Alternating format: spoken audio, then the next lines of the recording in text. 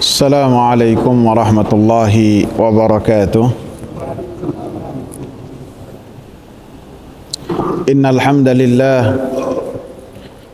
نحمده ونستعينه ونستغفره ونعوذ بالله من شرور أنفسنا وسيئات أعمالنا.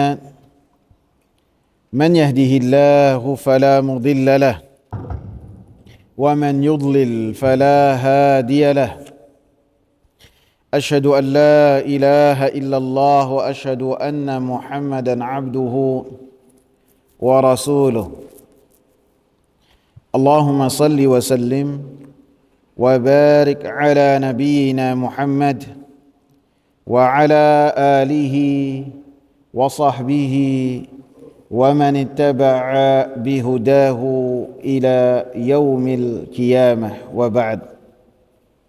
Hadirin jamaah sekalian yang saya muliakan, setelah membahas tentang detik-detik kematian dari paman Nabi sallallahu alaihi wasallam, yaitu Abu Talib, dan kemudian Abu Talib mati di atas kekufurannya dengan mengikrarkan saya berada di agamanya Abdul Muttalib. Maka ada beberapa permasalahan yang bisa kita bahas. Yang pertama, apakah orang kafir akan mengambil manfaat dari kebaikan-kebaikan dan kebajikan-kebajikan yang dia lakukan di dunia? Apakah akan bermanfaat buat orang kafir ketika dia melakukan kebaikan, yang mana kebaikan tersebut ketika dilakukan oleh pelakunya tidaklah membutuhkan niat untuk beramal saleh? Seperti contohnya ketika orang kafir memberikan makan kepada orang miskin, ataupun ketika membantu orang-orang yang kesusahan, ataupun ketika orang kafir menyelamatkan orang yang mendapatkan musibah seperti tenggelam ataupun ada insiden di depannya. Ketika mereka melakukan itu semua, apakah mendapatkan balasan dari Allah Subhanahu wa ta'ala? Apakah si kafir bisa mengambil manfaat dari amal soleh yang telah dia lakukan di dunia? Apakah dia mendapatkan balasan di dunia, ataukah dia nanti juga mendapatkan balasan di akhirat kelak? Maka jawabannya bahwasanya Allah Subhanahu wa ta'ala tidaklah menzalimi satu jiwa pun, baik yang kafir ataupun yang beriman. Sehingga orang-orang kafir ketika mereka melakukan kebajikan, maka Allah Subhanahu wa ta'ala akan balas kebajikan tersebut ketika mereka ada di dunia.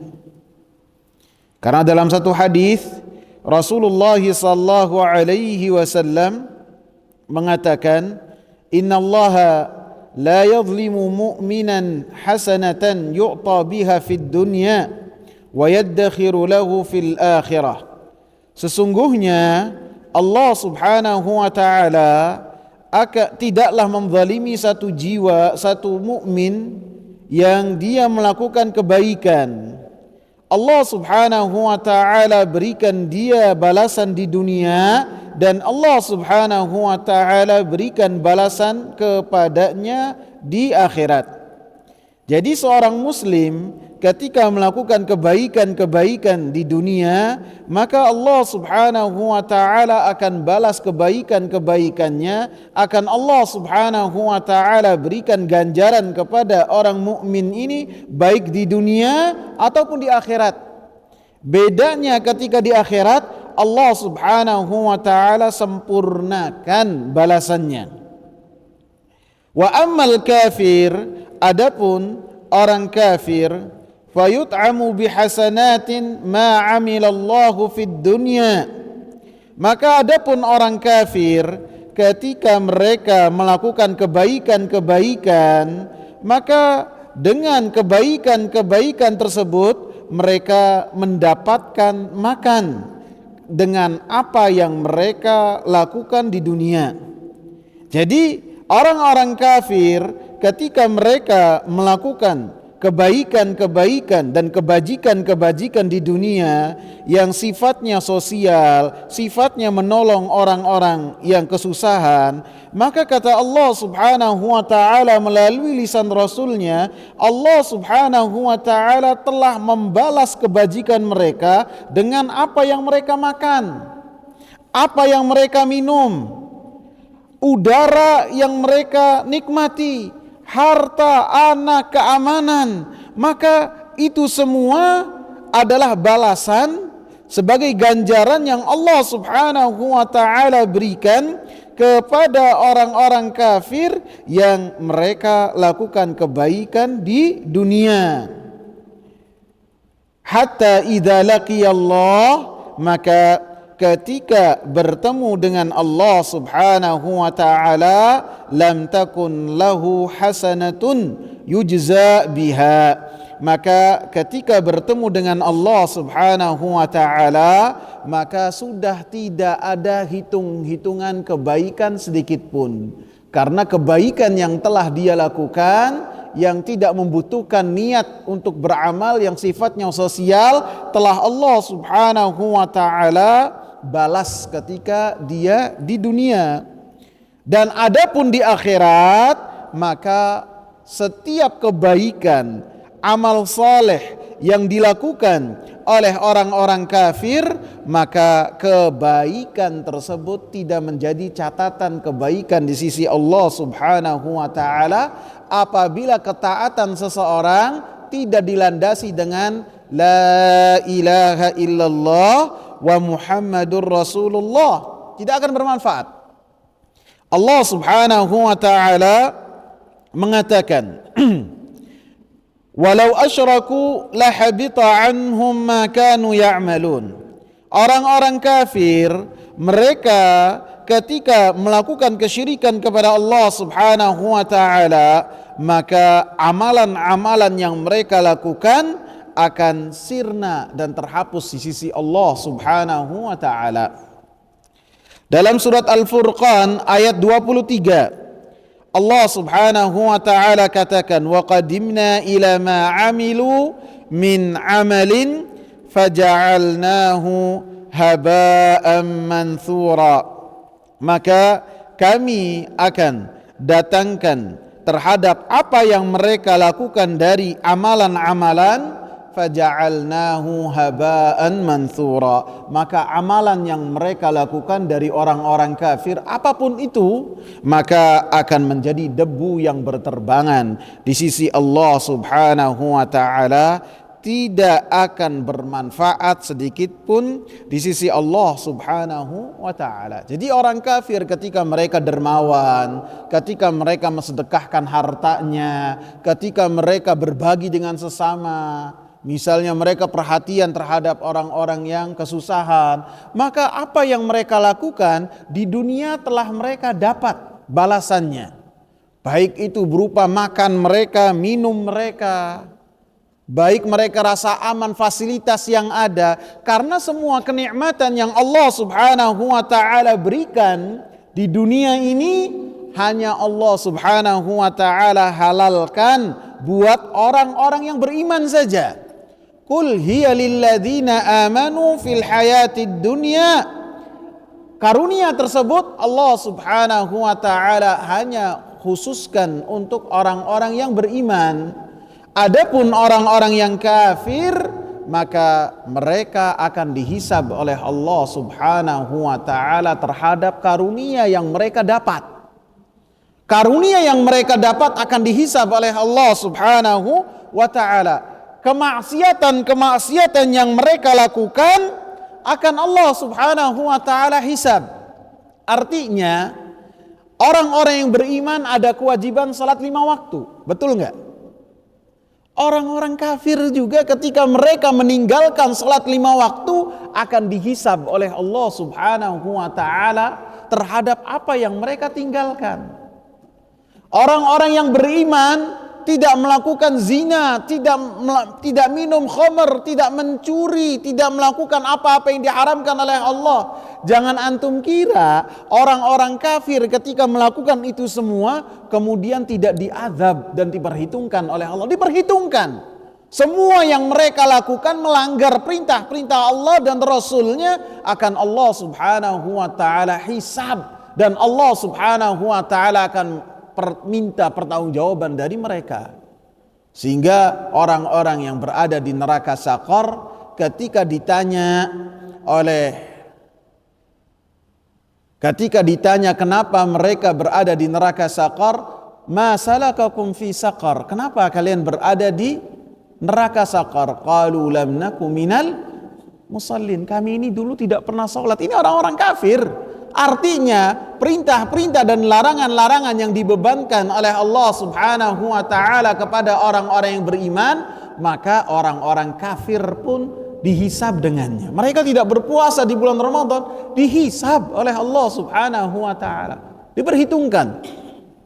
Begitu juga mereka akan dihisab terhadap kekufuran dan kesyirikan yang telah mereka lakukan.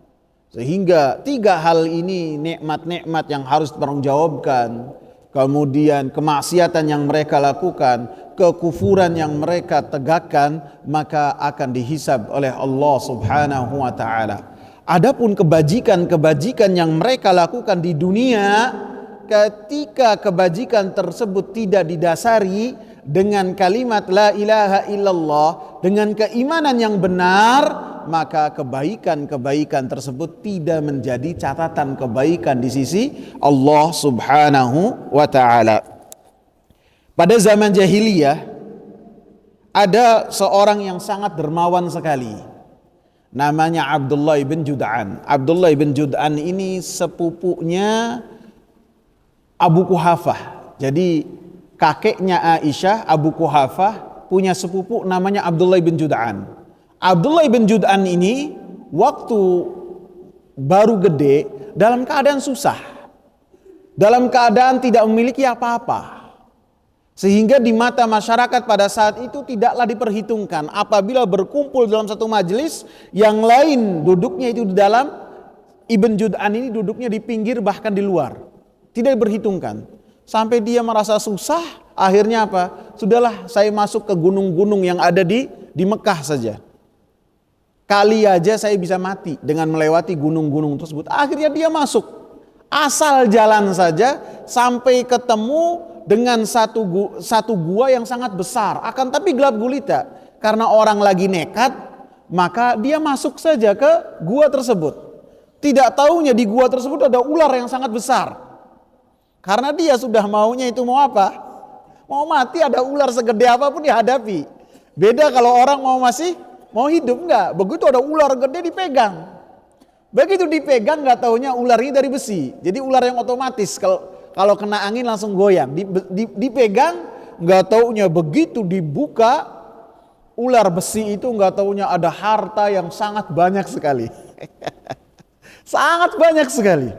Akhirnya dia bawa semampunya, enggak taunya itu peninggalan dari orang-orang Jurhum yang dulunya tinggal di Mekah. Dia bawa harta yang semampu dia, kemudian dia kasih tanda biar bisa balik lagi. Kalau keluar dia kasih tanda, ada tempat apa lagi dia kasih tanda. Sampai dia masuk kota Mekah lagi dengan harta yang banyak. Tapi ketika dia balik lagi ke gua itu nggak dapat, udah nggak ketemu. Alhasil dengan harta yang banyak dia menjadi orang yang sangat kaya raya. Dan dia sangat baik sekali, dermawan sekali. Ada siapa saja orang yang minta bantuan dikasih. Ada orang lewat nggak punya dikasih, luar biasa. Sehingga tidak boleh lihat ada orang susah. Bahkan dialah orang yang pertama menyediakan kemah besar dengan fasilitas yang komplit untuk para musafirin. Ini Ibn Jud'an. Luar biasa kedermawanannya. Dan ini kerabatnya dari Aisyah. Bahkan Abu Quhafah memberikan nama kepada Abu Bakar dengan nama Abdullah karena melihat kedermawanan dari Ibn Jud'an ini. Abdullah kasih nama Abdullah lagi. Sampai Aisyah bertanya kepada Rasulullah sallallahu alaihi wasallam, "Ya Rasulullah, Ibnu Jud'an, ini saudara kerabat dari Aisyah. Kanat lahu sadaqat wa ataqat. Dia dulu memiliki kebaikan-kebaikan sedekah yang sangat banyak. Sedekah yang luar biasa. Bahkan kegemarannya membebaskan budak. Dibebaskan dan dimerdekakan. Hal nafa'ahu dzalik? Apakah yang dilakukan oleh Ibn Jud'an itu akan bermanfaat buat Ibn Jud'an di akhirat kelak?" Maka kata Rasulullah sallallahu alaihi wasallam, "La yanfa'uhu," tidak akan bermanfaat buat Ibn Jud'an, karena Ibn Jud'an itu kafir, karena Ibn Jud'an itu pelaku kesyirikan kepada Allah Subhanahu wa taala, sehingga tidak akan mendapatkan manfaat dari amal saleh yang telah dia lakukan. Kemudian Rasulullah katakan, "Innahu lam yakul yauman," sesungguhnya dia tidaklah pernah berdoa sedikit pun, satu hari pun berdoa dengan doa, "Rabbighfirli khati'ati yaumaddin." Wahai Rabbku, ampunilah kesalahan-kesalahanku ketika hari pembalasan. Menunjukkan bahwasanya orang-orang musyrikin, termasuk Ibn Jud'an, musyrikin Quraisy, mereka termasuk orang-orang yang mereka tidak beriman terhadap hari pembalasan. Mereka tidak beriman ketika tulang belulang hancur bisa dibangkitkan lagi oleh Allah Subhanahu wa taala, sehingga dalam ayat-ayat Makkiyah dibahas tentang bagaimana tulang belulang akan dikembalikan lagi oleh Allah Subhanahu wa taala, termasuk akidahnya Ibn Jud'an. Dia tidak beriman dengan hari dibangkitkannya manusia, sehingga dalam pembahasan ini orang-orang kafir ketika mereka melakukan kebaikan yang mereka lakukan tidak menjadi catatan kebaikan dia di hadapan Allah Subhanahu wa taala, karena amalan mereka tidaklah dilandasi dengan keimanan yang benar. Kemudian sebagian ulama mereka menyatakan bisa saja orang-orang kafir yang mereka memiliki amal saleh akan diringankan azab mereka di hari akhir kelak. Mereka berdalil dengan dua dalil. Dalil yang pertama kisah dari Abu Talib ini, dalil yang kedua adalah kisah dari Abu Lahab. Adapun kisah dari Abu Talib ini, maka kita dapati bahwasanya Abu Talib ketika diringankan azabnya oleh Allah Subhanahu wa taala bukanlah karena amalan yang telah dia lakukan ketika dia di dunia, bukan, akan tetapi ketika dia mendapatkan keringanan azab di akhirat kelak karena syafaat yang Allah Subhanahu wa taala berikan kepada Nabi Muhammad sallallahu alaihi wasallam, yang khusus Allah Subhanahu wa taala berikan berkaitan dengan Abu Talib, bukan karena amalannya. Sehingga ketika ada orang yang mengatakan orang kafir mendapatkan keringanan azab dengan amal soleh yang dia lakukan, maka hal ini terbantahkan ketika mereka berdalil dengan dalil dari Abu Talib. Adapun kisah Abu Lahab yang menyatakan bahwasanya Abu Lahab mendapatkan keringanan, tercantum dalam Sahih Bukhari dari Urwah ibn Zubair. Urwah ibn Zubair dia meriwayatkan, "Inna Aba Lahab lamma mata ra'ahu ba'du ahlihi fasa'alahu an halihi." Sesungguhnya Abu Lahab ketika mati, maka sebagian keluarganya melihat Abu Lahab dalam mimpi mereka. Fasa'alahu an halihi, maka keluarganya tersebut bertanya kepada Abu Lahab bagaimana keadaannya. Maka Abu Lahab menjawab, bisyarri khaybah, dengan keadaan yang sangat jelek sekali. Ghairu anni suqitu fi hadhihi wa asyara ila nuqratin aw nuqtatin asfala ibhamihi. Kecuali kata Abu Lahab, saya ini mendapatkan air dari tempat ini. Kemudian Abu Lahab menunjukkan di satu titik yang dekat dengan jempol. Au baina ibhamihi wa sabbabatihi, ataupun titik tersebut antara jempol dengan telunjuk. Jadi tengah-tengah di sini. Jadi kata Abu Lahab, dia dalam keadaan yang sangat jelek sekali, akan tapi saya itu mendapatkan air ketika dia nunjuk air tersebut keluar dari jempol ataupun celah yang di antara telunjuk dan jempol. Qal ghairu anni sukitu fi hadhihi bi'itqi Thuwaibah. Karena saya mendapatkan air di kubur saya itu karena saya telah memerdekakan Thuwaibah. Thuwaibah adalah budaknya Abu Lahab. Disebutkan bahwasanya ketika Nabi SAW dilahirkan, maka Thuwaibah ini langsung mendatangi Abu Lahab dan kemudian mengabarkan kepada Abu Lahab dengan kelahiran Muhammad yang masih bayi ini. Maka ketika mendengar kabar tersebut, saking senangnya, maka Abu Lahab langsung memerdekakan Thuwaibah. Maka Abu Lahab menceritakan dengan apa yang telah dia lakukan ketika Nabi SAW lahir, maka dia mendapatkan keringanan dari azab yang dia dapat di alam barzah dengan air yang ia dapat di jarinya atau selak jarinya. Maka patut kita ketahui bahwa hadis ini walaupun tercantum di dalam Sahih Bukhari, akan tetapi di pendalilan terhadap hadis ini haruslah perlu ditinjau lagi. Yang pertama, karena perawi hadis ini adalah Urwah ibn Zubair.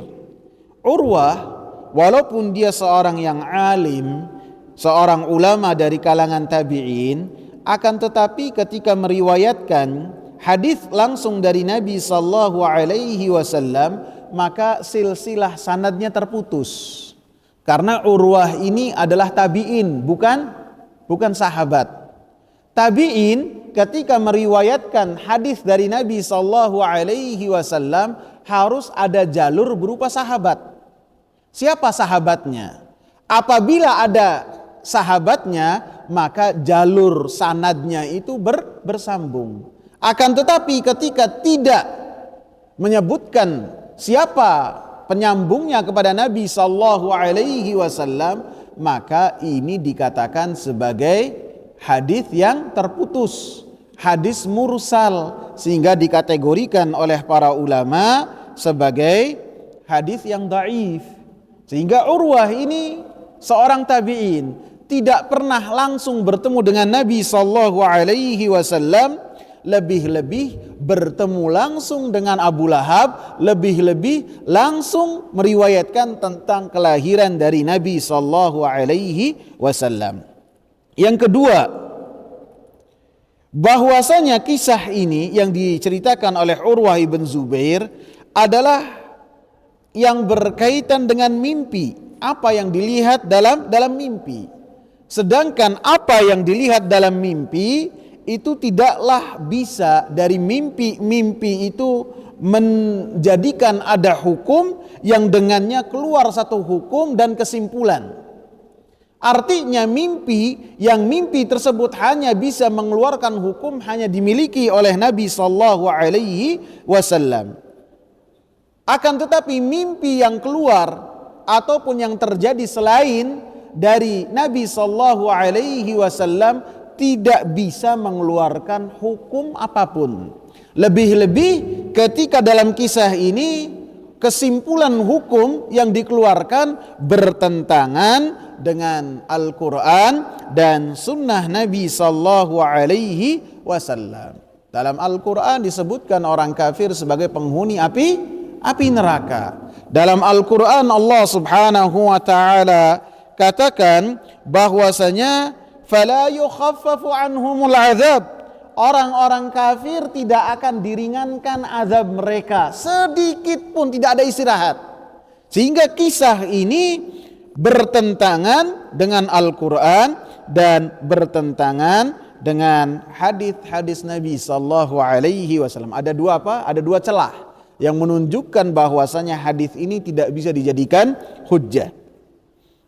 Dan hadis ini kebanyakan dibawakan ketika pembahasan yang berkaitan dengan Maulid Nabi sallallahu alaihi wasallam. Sebagian orang menyebutkan Abu Lahab saja orang kafir, ketika bergembira dengan lahirnya Nabi dia mendapatkan keringanan di alam barzah. Maka kita katakan hadis ini adalah hadis yang lemah, yang tidak bisa dijadikan sebagai hujjah.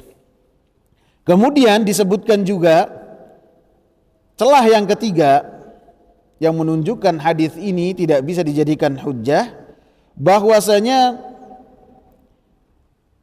ketika Urwah menyebutkan sebagian keluarganya melihat Abu Lahab dalam mimpinya, maka kita katakan siapa yang melihat dari saudaranya Abu Lahab ini dan bagaimana keadaannya. Apakah dia orang yang terpercaya ataukah dia orang yang tidak terpercaya? Apakah dia orang yang beriman kepada Nabi ataukah dia orang kafir? Sehingga ini menunjukkan perawinya adalah perawi yang majhul, yang tidak diketahui sedikit pun. Sehingga ketika seorang mengatakan orang kafir bisa diringankan azabnya dengan amal soleh yang telah dilakukan olehnya di hari kiamat kelak, ketika berdalil dengan kisah dengan Abu Lahab ataupun kisah Abu Talib, maka hal ini terbantahkan dan tidak bisa dijadikan hujjah. Kemudian dalam kisah dari Abu Talib ini ada beberapa pelajaran yang bisa kita ambil. Disebutkan oleh Syekh Shalih Fauzan hafizahullah, beliau mengatakan yang pertama, disyariatkannya berdakwah di jalan Allah subhanahu wa ta'ala. Karena Rasulullah sallallahu alaihi wasallam mendatangi pamannya ketika pamannya itu di akhir hayatnya. Dan Nabi sallallahu alaihi wasallam lakukan itu dalam rangka berdakwah di jalan Allah subhanahu wa ta'ala. Dan dalam kisah ini juga menunjukkan bahwasanya orang yang memerintahkan orang lain untuk berbuat baik, haruslah dia itu tidak berputus asa. Haruslah senantiasa ia sampaikan. Jangan ia berputus asa, orang ini tidak bakalan menerima, orang ini tidak akan bisa mengamalkan apa yang saya lakukan, atau orang-orang di sekitar saya ini tidak akan menerima apa yang saya dakwahkan. Maka kewajiban kita haruslah menyampaikan. Kewajiban seseorang hanya menyampaikan. Adapun orang-orang itu menerima ataukah tidak, itu urusannya Allah subhanahu wa ta'ala. Karena sudah kita bahas hati-hati manusia, petunjuk hati untuk mereka menerima kebenaran ataukah tidak, maka urusannya Allah subhanahu wa ta'ala dan di tangan Allah subhanahu wa ta'ala. Jangankan kita sebagai da'i ataupun yang membaca Al-Quran, yang membaca hadis-hadis Nabi sallallahu alaihi wasallam, Nabi saja dikatakan oleh Allah, innama alaikal balag, tugas engkau itu hanya menyampaikan. Adapun orang yang ada di hadapan engkau menerima ataukah tidak, maka urusannya Allah subhanahu wa ta'ala. Akan tetapi ketika berdakwah jangan berputus asa. Ketika di hadapannya tidak menerima, terus sampaikan seperti yang dilakukan oleh Nabi sallallahu alaihi wasallam. Dan sebagaimana para sahabat dulu berputus asa dengan keislamannya Umar. Umar ini radhiyallahu anhu termasuk orang yang sangat keras kepada para sahabat, sehingga sebagian mengatakan Umar ibn al-Khattab tidak akan masuk Islam sampai keledainya Khattab masuk Islam terlebih dahulu. Jadi sangat kerasnya. Akan tapi hidayah di tangan Allah subhanahu wa ta'ala. Kemudian Allah subhanahu wa ta'ala jadikan Umar bin Khattab sebagai manusia terbaik dalam umat ini setelah Abu Bakar As-Siddiq radhiyallahu anhu.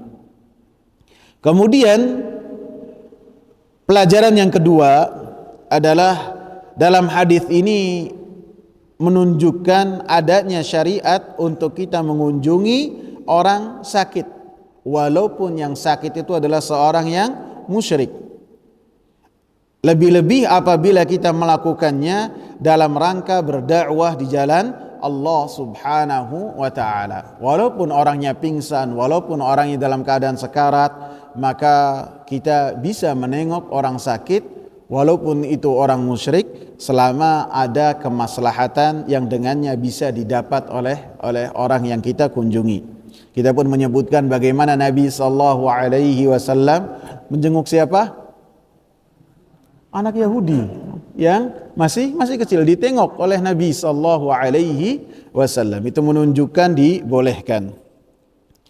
Kemudian pelajaran yang ketiga yang disebutkan oleh Al-Imam Syekh Shalih Fauzan hafizahullah, pelajaran yang penting menurut beliau bahwasanya orang yang mengucapkan kalimat la ilaha illallah, maka apa yang ia ikrarkan diterima. Sehingga orang yang mengucapkan kalimat la ilaha illallah dihukumi dengan keislamannya secara langsung, selama tidak menampakkan apa yang menyelisihi dari apa yang ia ikrarkan, baik perkataan ataupun perbuatan.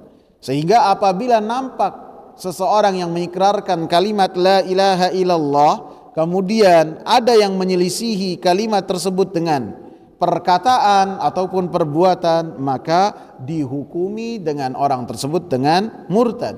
Akan tetapi ketika seorang mengucapkan kalimat la ilaha illallah, kemudian tidak nampak sedikit pun dari lisan dia, dari perbuatan dia yang menyelisihi apa yang telah diucapkan dengan kalimat la ilaha illallah, maka langsung dihukumi dengan keislamannya. Tidak boleh kita menyelidiki, tidak boleh kita meragukan apa yang dia ikrarkan. Apa yang ada di hatinya itu urusan dia dengan Allah subhanahu wa ta'ala. Sehingga Rasulullah katakan fahisabuhum 'ala Allah. Apa yang ada di hatinya maka urusan dia dengan Allah subhanahu wa ta'ala. Apabila dia dusta, apabila dia memiliki niat-niat tertentu, apabila dia hanya menunjukkan kemunafikan, maka urusan dia dengan Allah subhanahu wa ta'ala. Adapun untuk kita, maka apa yang nampak saja untuk kita. Pelajaran yang keempat adalah dalam hadis ini sangatlah jelas sekali bahwasanya amalan-amalan seseorang itu tergantung dari bagaimana dia menutup hidupnya. Apakah dia itu sebagai orang yang mendapatkan husnul khatimah ataukah dia tidak mendapatkan husnul khatimah, tergantung dari bagaimana dia menutup hidupnya.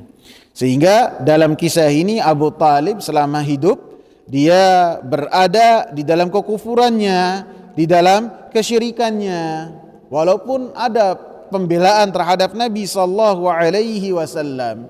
Akan tapi kita dapati Nabi sallallahu alaihi wasallam berusaha untuk menjadikan Abu Talib ini mengucapkan kalimat la ilaha illallah sehingga hidupnya ditutup dengan kebaikan. Akan tetapi Abu Talib mati di atas kekufurannya dengan pengikraran dia.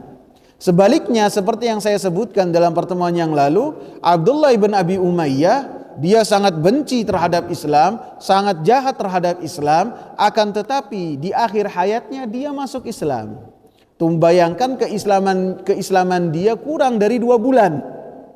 Masuk Islam pertengahan Ramadan, akhir Syawal dia sudah mati Mati syahid. Padahal sebelumnya terus di atas kekufuran. Bahkan kufurnya itu yang menjadikan Nabi SAW sampai sakit hati. Akan tapi apa? Allah berikan kepadanya husnul khatimah. Seperti yang dikatakan dalam hadis Abdullah bin Mas'ud, "Inna ahadakum la ya'malu bi'amali ahlil jannati hatta ma yakunu bainaha wa bainahu illa dhira' fayasbiqu 'alaihi al-kitab fayamalu bi'amali ahlin nari fayadkhuluha."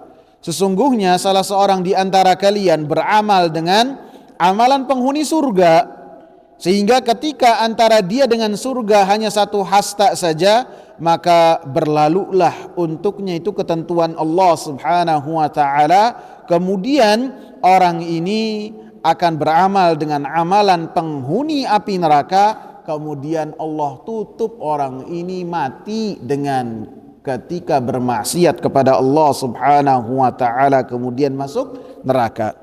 Sebaliknya, ada seorang yang dia melakukan amalan dari penghuni api neraka, ketika antara dia dengan neraka hanya satu hasta saja, maka turunlah ketentuan Allah Subhanahu wa taala, kemudian orang ini beramal dengan amalan penghuni surga, kemudian dia langsung masuk surga. Allahu Akbar. Innamal a'malu bil khawatim. Amalan itu tergantung dari bagaimana menutup kehidupan ini. Sehingga jangan bosan-bosan untuk kita meminta kepada Allah Subhanahu wa taala. Allahumma inna nas'aluka husnal khatimah. Kita minta kepada Allah Subhanahu wa taala supaya kita dimatikan oleh Allah Subhanahu wa taala dalam keadaan yang Allah Subhanahu wa taala ridha kepada kita.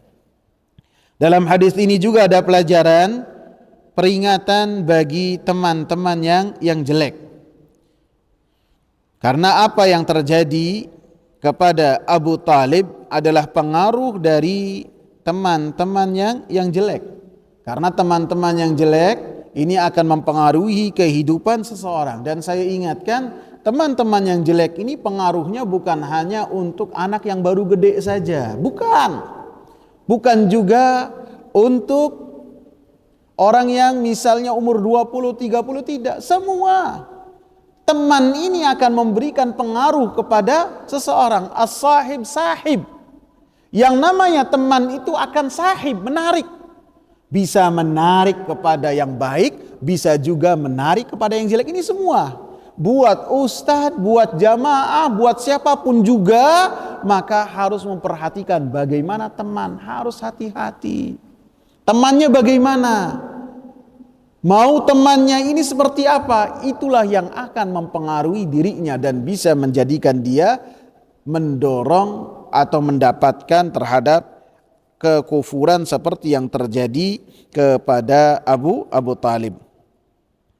Pelajaran yang berikutnya, yang keenam, dalam hadis ini ada bantahan bagi orang-orang yang meyakini keislaman Abu Talib dari orang-orang Syiah dan orang-orang yang mereka termasuk dari orang-orang yang percaya atau meyakini khurafat, orang-orang sufi.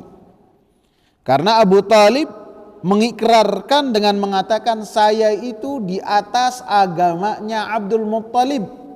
Kemudian dia mati. Dan perawinya pun menegaskan, wa aba an yaqula la ilaha illallah. Dan siapa namanya Abu Talib enggan untuk mengucapkan kalimat la ilaha illallah. Pelajaran yang berikutnya adalah pelajaran yang sangat besar, tafsir dari perkataan kalimat la ilaha illallah.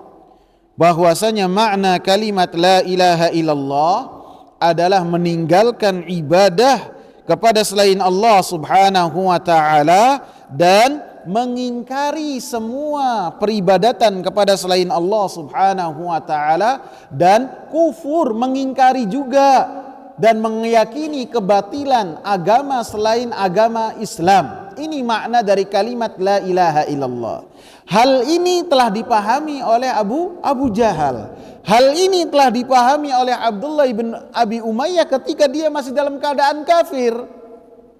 Maka ketika ada sebagian orang yang meyakini bahwasanya kalimat la ilaha illallah hanyalah ucapan di lisan saja dan tidak ada kaitannya dengan mengingkari sesembahan-sesembahan selain Allah Subhanahu wa taala, maka kita yakini, kita katakan bahwasanya Abu Jahal pemahaman kalimat la ilaha illallah lebih baik daripada orang-orang tersebut. Karena Abu Jahal mengetahui bahwasanya ketika mengucapkan kalimat la ilaha illallah artinya bahwasanya meninggalkan sesembahan selain Allah dan semua agama selain agama la ilaha illallah adalah batil dan salah, dan kita harus berlepas diri dari agama tersebut. Pelajaran yang berikutnya, bantahan terhadap orang-orang Murji'ah. Orang-orang Murji'ah mereka mengatakan bahwasanya keimanan itu cukup dengan mengetahui, dengan meyakini. Artinya keyakinan dari Murji'ah ini, apabila seseorang dengan hatinya meyakini bahwasanya tiada ilah yang berhak disembah kecuali Allah Subhanahu wa taala dan Muhammad adalah utusan Allah, maka dia adalah orang yang beriman karena dia telah mengetahui dengan hatinya walaupun belum mengikrarkan, walaupun tidak mengamalkan konsekuensi dari kalimat la ilaha illallah wa Muhammadur Rasulullah. Maka ini adalah keyakinan yang batil. Karena konsekuensi dari keyakinan demikian, bahwasanya keimanan hanyalah pengetahuan dalam hati saja, itu adalah iman, tidak berkaitan dengan lisan, tidak berkaitan dengan amal perbuatan. Konsekuensinya apa? Maknanya apa? Fir'aun itu adalah orang yang beriman, orang yang paling bertauhid. Iblis itu adalah makhluk yang paling taat dan mengetahui Allah Subhanahu wa taala. Dan ini keyakinan klasik yang dimasukkan oleh orang-orang kafir yang berkaitan dengan keimanan. Sehingga bisa dikatakan Abu Jahal orang yang beriman, Abu Talib sebagai orang yang beriman ketika apa? Ketika keimanan tersebut hanyalah berlandaskan dengan apa yang ada di hati saja. Adapun ahli sunnah wal jamaah mengatakan apa? Bahwasanya keimanan tersebut, keimanan itu harus dengan keyakinan dengan hati, terus pengikraran dengan lisan, dan diamalkan dengan anggota badan, bertambah dan berkurang. Ini adalah keimanan menurut ahli sunnah wal jamaah. Adapun menurut Murji'ah, sebagian dari mereka, Murji'ah yang radikal, mereka mengatakan bahwasanya keimanan itu hanya di hati saja. Maka ini adalah dibantah dengan bagaimana Abu Talib meyakini risalahnya, kerasulannya Nabi sallallahu alaihi wasallam, dan dan Allah Subhanahu wa taala tidaklah mengategorikan Abu Talib sebagai orang-orang yang beriman. Maka yang namanya keimanan haruslah dengan lisan diikrarkan, sehingga Nabi sallallahu alaihi wasallam meminta kepada Abu Talib untuk mengikrarkan kalimat la ilaha illallah, karena keyakinannya sudah benar, karena pembelaannya sudah menjadi bukti, akan tapi tinggal lisan saja untuk mengatakan kalimat la ilaha illallah. Sehingga seperti yang kita sebutkan, Abu Talib ini jenis kekafirannya, jenis kekafiran apa? Jenis kekafiran yang enggan, jenis kekafiran yang sombong, tidak mau mengucapkan kalimat la ilaha illallah. Pelajaran yang kesembilan, bahwasanya kita dalam kisah ini haram untuk meminta ampun dan meminta rahmat kepada orang-orang musyrikin ketika mereka telah mati di atas kekufuran mereka.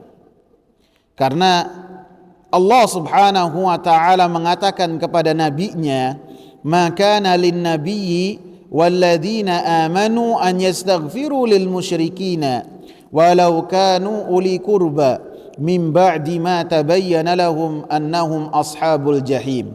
Tidak layak bagi nabi dan orang-orang yang beriman untuk memintakan ampun untuk orang-orang yang beriman, untuk orang-orang musyrikin, maaf.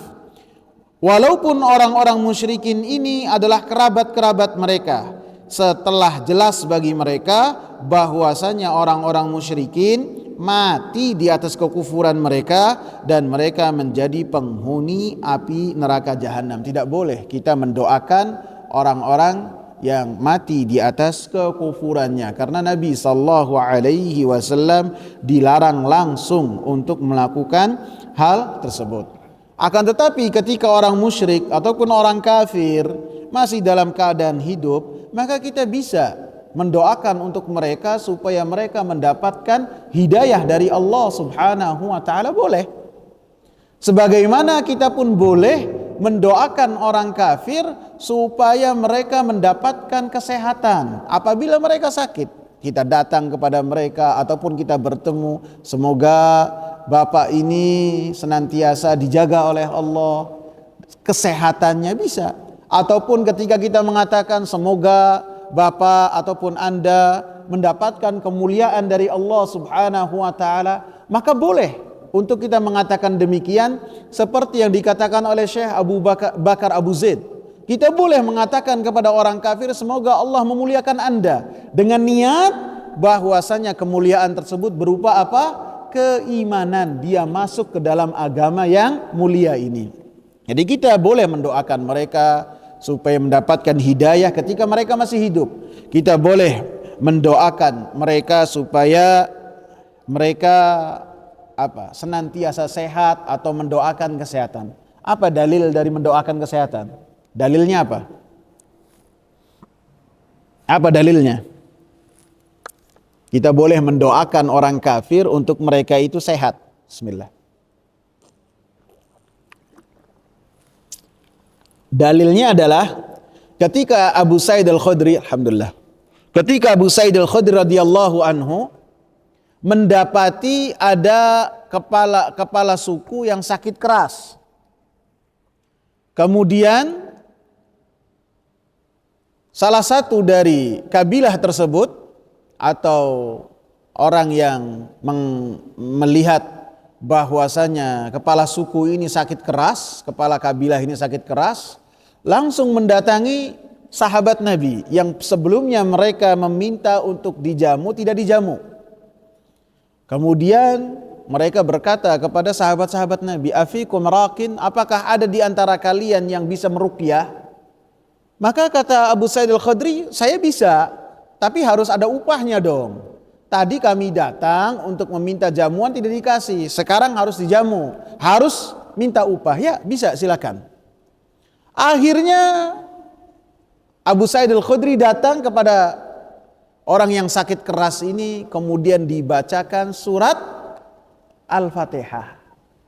Kemudian diruqyah dengan surat Al-Fatihah sekali saja, kemudian orang ini langsung sehat seakan-akan tidak pernah sakit sedikit pun.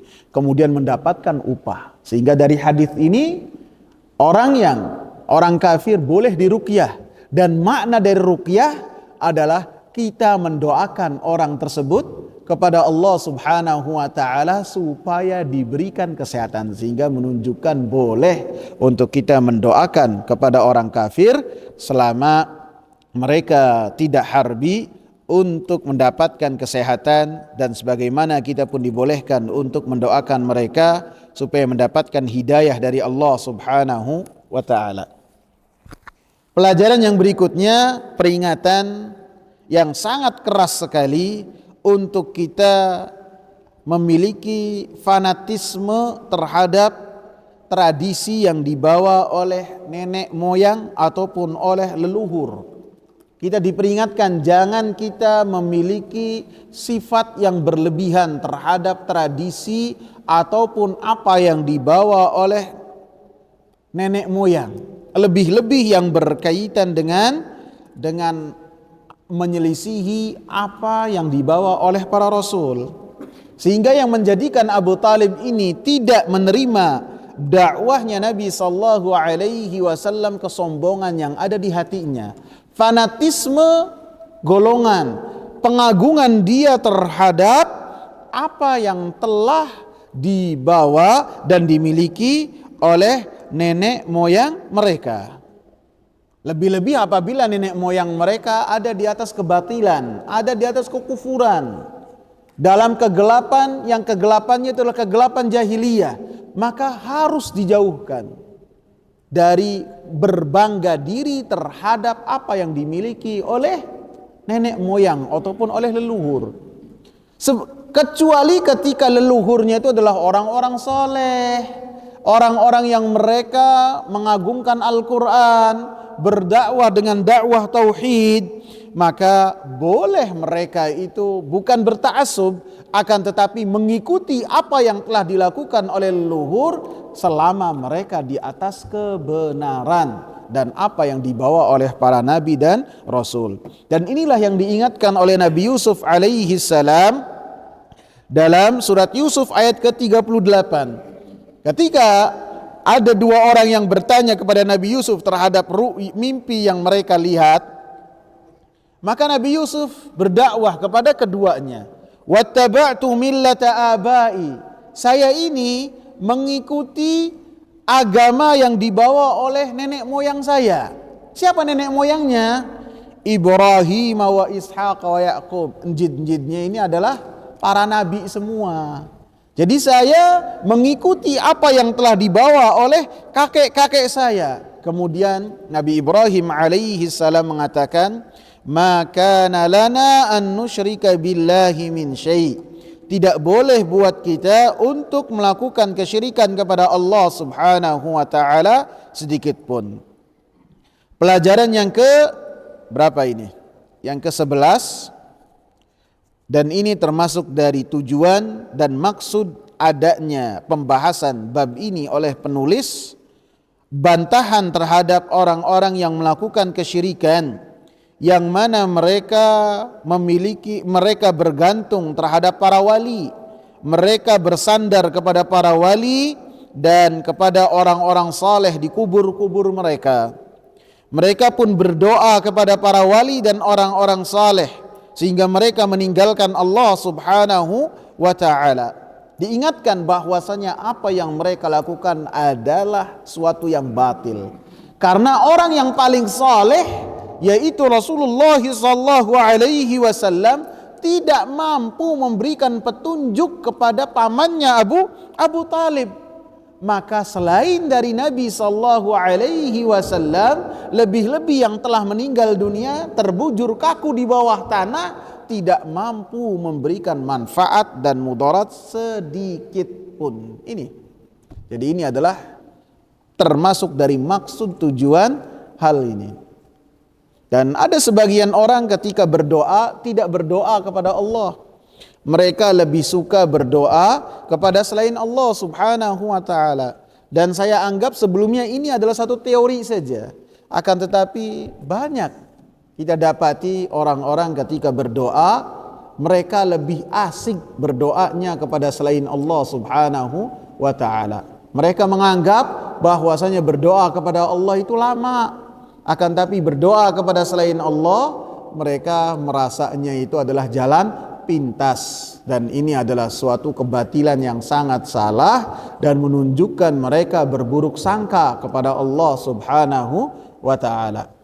Habis waktunya ya? Habis 3 menit. Silakan kalau ada yang ditanyakan. Ya, silakan.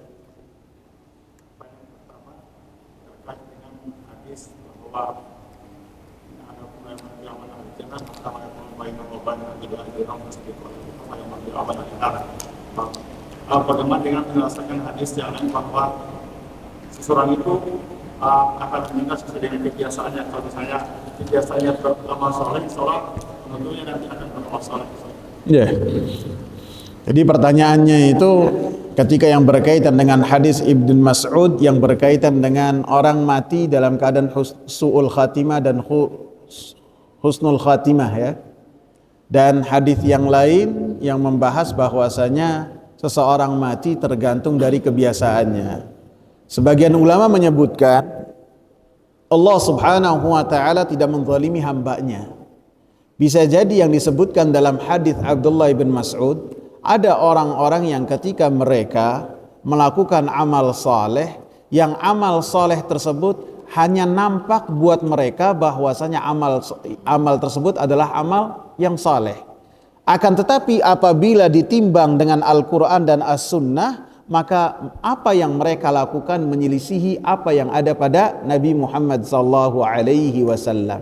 Ini makna yang pertama. Makna yang kedua, dalam riwayat yang lain disebutkan fima yabdu linnas.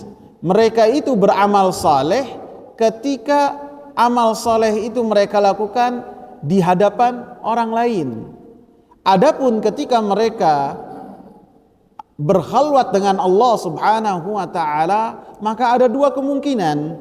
Bisa jadi ketika melakukan amal solehnya itu ala kadarnya, tidak berkualitas, dan bisa juga ketika dia berkhalwat dengan Allah Subhanahu wa taala malah menjadikan Allah adalah yang paling hina ketika melihat dia keadaannya.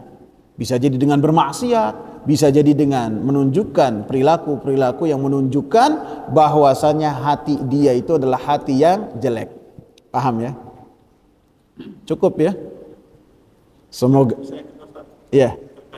Tadi iman, Abu Thalib itu kan tadi iman diyakini dengan hati, diucapkan dengan lisan dan amal jawari. Terkait Abu Thalib tadi amal jawarinya yang mana Ustaz? Kan oke meyakini, kemudian tadi kalau mengucapkan tapi amal perbuatannya Ustaz.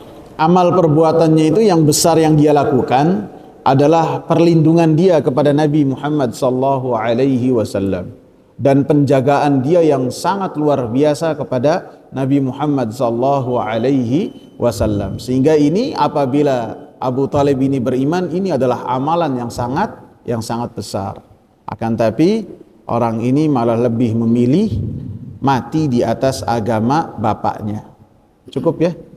Semoga bermanfaat. Subhanakallahumma wa bihamdika asyhadu an la ilaha illa anta astaghfiruka wa atubu ilaik. Assalamu alaikum warahmatullahi wabarakatuh.